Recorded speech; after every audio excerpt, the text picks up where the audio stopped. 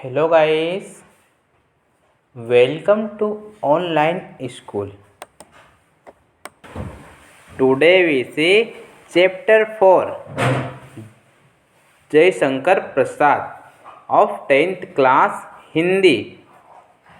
Watch the video from start to end. If you like the video then please like and share. आइए हम chapter 4 जय शंकर प्रसाद का solution कर लेते हैं। ठीक है, इसमें हम पहले क्वेश्चन आंसर डिस्कस कर लेते हैं। फर्स्ट क्वेश्चन दिया गया है, कवि आत्मकथा लिखने से क्यों बचना चाहता है। बहुत ही अच्छा क्वेश्चन है। कवि आत्मकथा लिखने से क्यों बचना चाहता है, इसका आंसर आ जाएगा कवि आत्मकथा लिखने से इसलिए बचना चाहते हैं क्योंकि फर्स्ट नंबर पे दिया गया है, आत्मकथा लिखने के लिए अपने मन की दुर्बलताओं कमियों का उल्लेख करना पड़ता है। ठीक है, आत्मकथा लिखने के लिए अपने मन की दुर्बलताओं कमियों का उल्लेख करना पड़ता है। सेकंड पॉइंट में दिया गया है, अपनी सरलता के कारण कवि ने कई बार धोखा खाया है। ठीक है, अपनी सरलता के कारण कवि ने कई बार धोखा खाया है, इसलिए वह अपने व्यक्तिगत जीवन का उपहास का वर्णन नहीं बनाना चाहता है। ठीक है, नेक्स्ट पॉइंट देखते हैं, जीवन में बहुत सारी पीड़ादायक घटनाएं हुई है। ठीक है, जीवन में बहुत सारी पीड़ादायक घटनाएं हुई है, उन्हें याद करने से घाव फिर से हरे हो जाएंगे। ठीक है, जीवन में बहुत सारी पीड़ादायक घटनाएं हुई है, उन्हें याद करने से घाव फिर से हरे हो जाएंगे। नेक्स्ट पॉइंट देखते हैं, कवि अपने व्यक्तिगत अनुभवों को दुनिया के समक्ष व्यक्त नहीं करना चाहता है। ठीक है, कवि अपने व्यक्तिगत अनुभवों को दुनिया के समक्ष व्यक्त नहीं करना चाहता है। ठीक है, नेक्स्ट क्वेश्चन देखते हैं, क्वेश्चन नंबर 2, आत्मकथा सुनाने के संदर्भ में अभी समय भी नहीं, आत्मकथा सुनाने के संदर्भ में अभी समय भी नहीं, कवि ऐसा क्यों कहता है। अभी समय भी नहीं, कवि ऐसा क्यों कहता है, इसका आंसर देख लेते हैं। कवि को लगता है कि आत्मकथा लिखने का अभी उचित समय नहीं हुआ है। ठीक है, कवि को क्या लगता है कि आत्मकथा लिखने का अभी उचित समय नहीं हुआ है, क्योंकि कवि का जीवन दुख और अभाव से भरा है। ठीक है, क्योंकि कवि का जीवन दुख और अभाव से भरा है, मुश्किल से कवि को अपनी पुरानी वेदना से मुक्ति मिली है। ठीक है, आत्मकथा लिखकर कवि अपने मन में दबी असफलताओं को याद करके पुनः दुखी नहीं होना चाहता है। ठीक है, सेकेंड पॉइंट देखते हैं, कवि को ऐसा लगता है कि उसे अभी ऐसी कोई बड़ी उपलब्धि नहीं मिली है। ठीक है, कवि को ऐसा लगता है कि उसे अभी कोई बड़ी उपलब्धि नहीं मिली है जिससे वह लोगों के सामने प्रेरणा स्वरूप रख सके। ठीक है, जिसे वह लोगों के सामने प्रेरणा स्वरूप रख सके। ठीक है, नेक्स्ट क्वेश्चन देखते हैं, क्वेश्चन नंबर 3, स्मृति को पाथेय बनाने से कवि का क्या आशय है। स्मृति को पाथेय बनाने से कवि का क्या आशय है, इसका आंसर देखते हैं। पाथेय अर्थात रास्ते का भोजन या सहारा, पाथेय अर्थात रास्ते का भोजन या सहारा। पाथेय यात्रा में यात्री को सहारा देता है।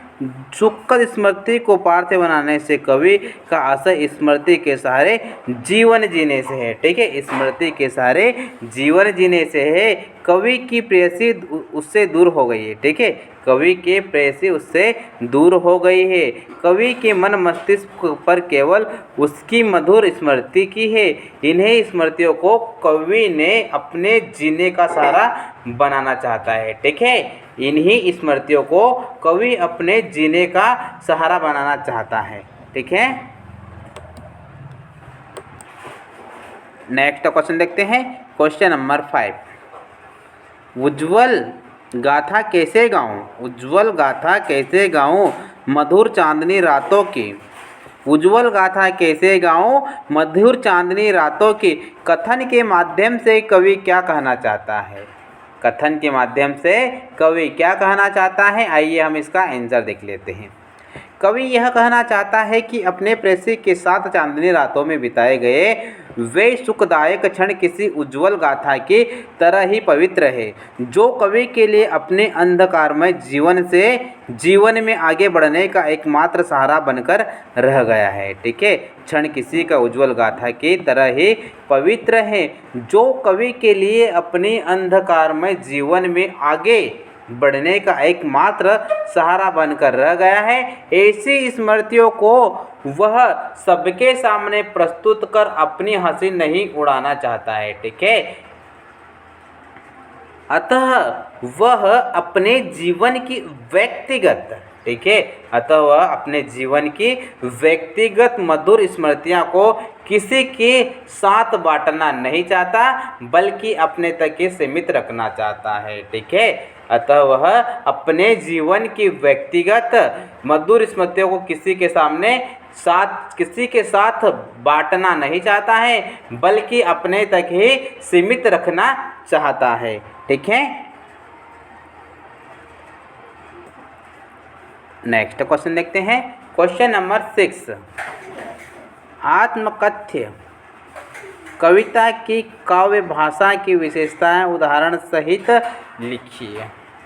आत्मकथ्य कविता की काव्य भाषा की विशेषताएं उदाहरण सहित लिखिए। ठीक है, तो इसका आंसर देख लेते हैं। जयशंकर प्रसाद द्वारा रचित कविता आत्मकथ्य की विशेषताएं निम्नलिखित है। ठीक है, फर्स्ट में हमें दिया गया है, प्रस्तुत कविता में कवि ने खड़ी बोली हिंदी भाषा का प्रयोग किया है। क्या इस कविता में कवि ने खड़ी बोली हिंदी भाषा का प्रयोग किया है।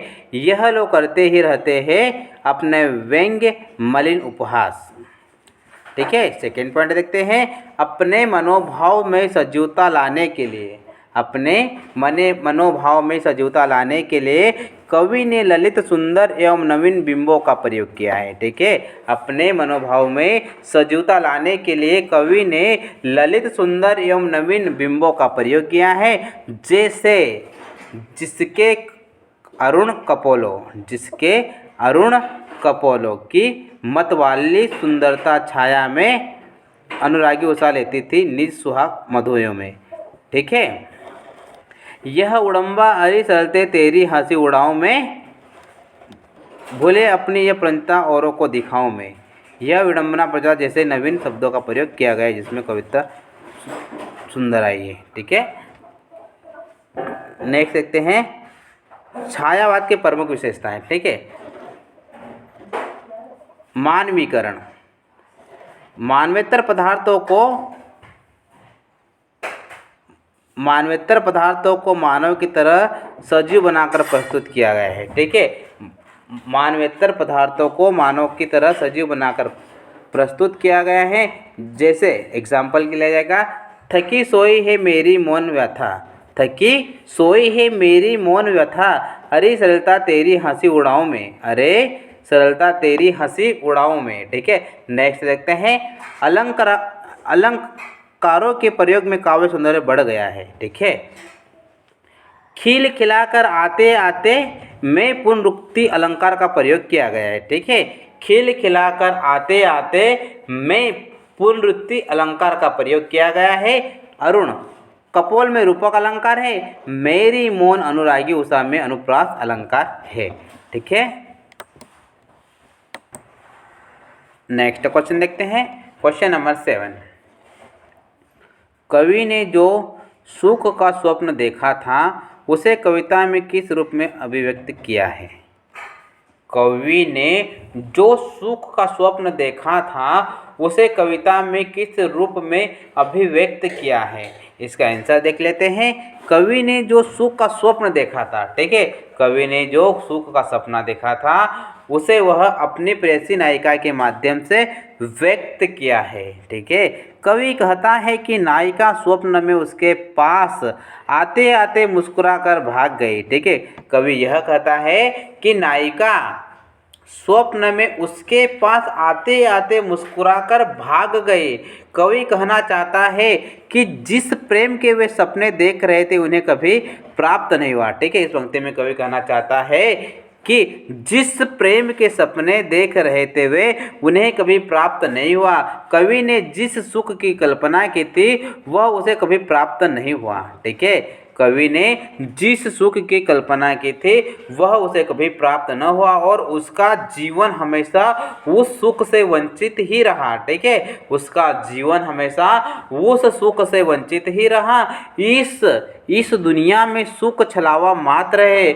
हम जिसे सुख समझते हैं वह अधिक समय तक नहीं रहता है। ठीक है, हम जिसे सुख समझते हैं वह अधिक समय तक नहीं रहता है, स्वप्न की तरह जल्दी ही समाप्त हो जाता है। ठीक है, स्वप्न की तरह जल्दी ही समाप्त हो जाता है। ठीक है।